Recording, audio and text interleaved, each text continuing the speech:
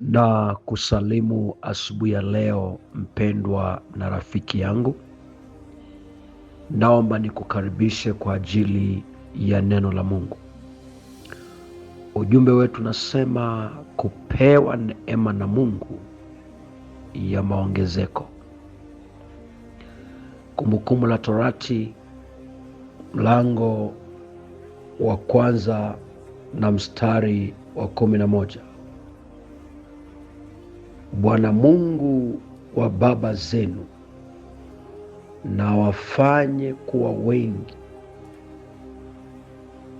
mara 1000 kuliko mlivyo, na kuwabariki kama alivyoahidi. Asubuhi ya leo, mtu wa Mungu, Mungu akupe neema ya maongezeko kwenye maisha ya kiroho na kwenye maisha ya kimwili. Anaposema Mungu wa baba zenu, anazungumza juu ya Mungu aliye hai, ambaye yamkini umemwabudu wewe au baba yako amemwabudu. Huyo Mungu ndio awezaye kuwafanya kuwa wengi. Anasema juu ya maongezeko katika maisha ya mwanadamu, kwamba Mungu aliye hai akafanya maongezeko kwenye maisha yako mara 1000 tofauti na ulivyokuwa mwanzo. Kwamba mwanzo ulikuwa huna chochote, wala huelewi maisha yako yatakuwaje, lakini neema ya Mungu itakapokuwa juu yako itakufanya wewe uongezeke katika kila unalolifanya. Maana sema akawabariki kama alivyoahidi. Mungu ameahidi baraka juu ya kazi ya mikono ya kila moja. Maana katika Kumbukumbu la Torati sura ya 28 mstari wa 1 anasema, ikiwa tutaitii sauti ya Mungu na kuzishika sheria zake, ndipo baraka zake zitakapotujilia. Maana yake tusipotii sauti ya Mungu na kwenda katika njia zake, inakuwa ni sababu ya baraka za Mungu kutokuwa juu ya maisha yetu. Lakini tunapomtii Mungu na kuishi katika sheria za Mungu, roho ya maongezeko na neema ya maongezeko inaenda kwa juu ya maisha yetu.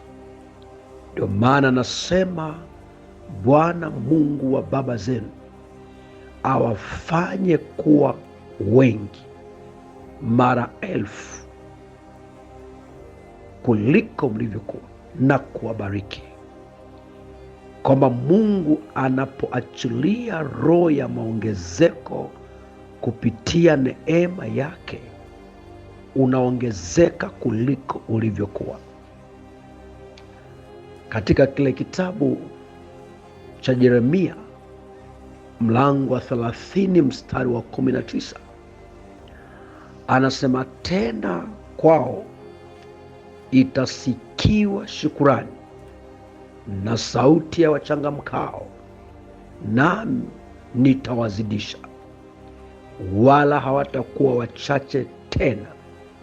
Nitawatukuza, wala hawatakuwa wanyonge. Kwa neema ya Mungu unakwenda kuongezeka, hautabaki kama ulivyo. Ndio maana nasema naye atawazidisha. Wakati mwingi nasema Mungu ni Mungu wa mazidisho. Mungu ni Mungu awezaye kuongeza. Mungu ni Mungu awezaye kuzidisha. Naam, asubuhi ya leo Mungu aachilie neema ya maongezeko kwenye maisha yako, katika kila unaloliwaza na unalolifanya. Neema ya maongezeko ikawe juu yako kiroho na hata kimwili. Maana sema sauti ya shukurani itasikika. Maana yake tunapoenda mbele za Mungu kwa sauti ya shukurani, shukurani inasababisha maongezeko ya kimungu kwenye maisha yetu, wala hatutakuwa wachache. Asubuhi ya leo nikwambie, neema ya Mungu iletaye maongezeko itasababisha maongezeko kwenye kazi ya mikono yako, maongezeko kwenye biashara yako, maongezeko kwenye ofisi yako, maongezeko ya kupandishwa kiwango kingine.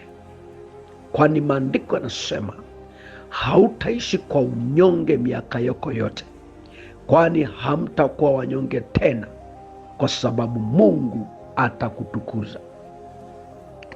Ndipo unaposema katika Ayubu mlango wa 8 mstari wa 7, anasema tena, ijapokuwa huo mwanzo wako ulikuwa ni mdogo, lakini mwisho wako unaongezeka sana.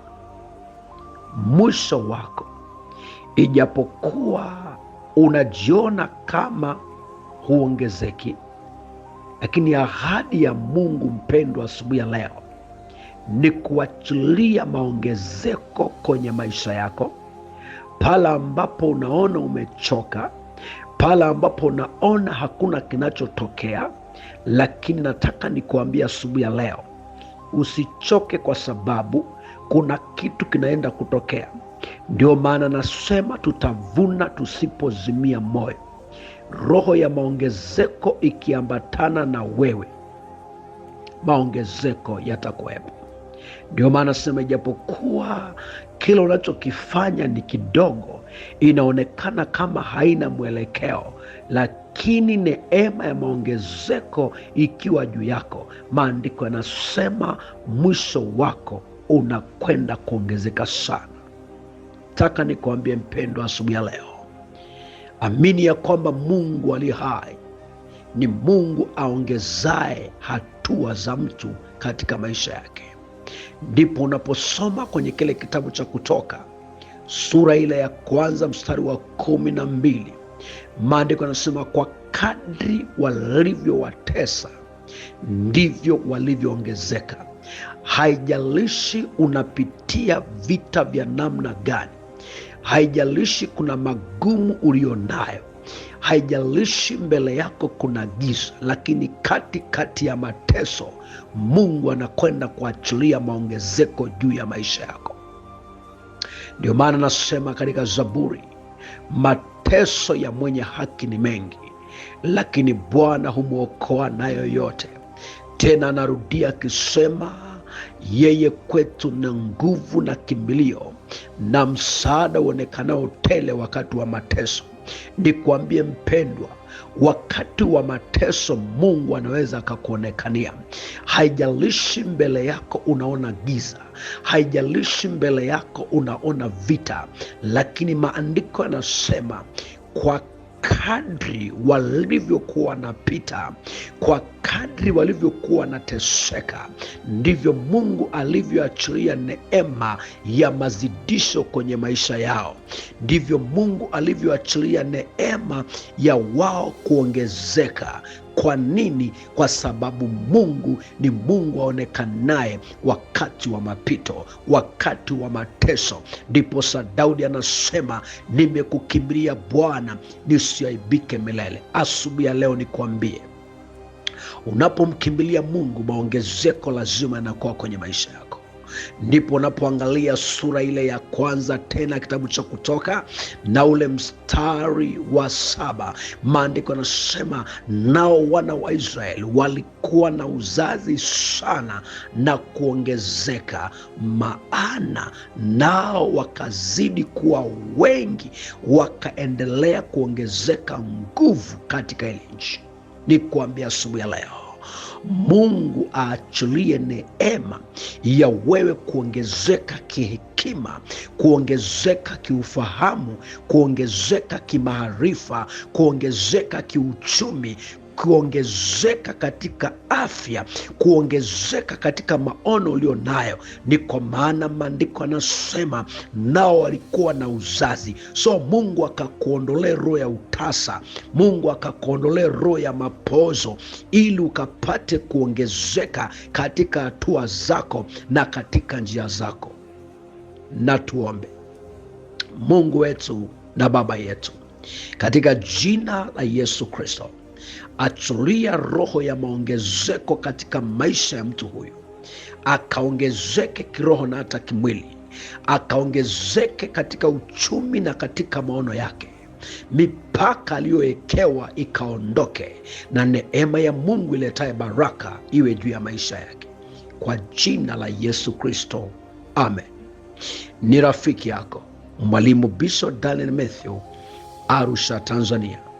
Namba ya mawasiliano ni 0655 96 11 70.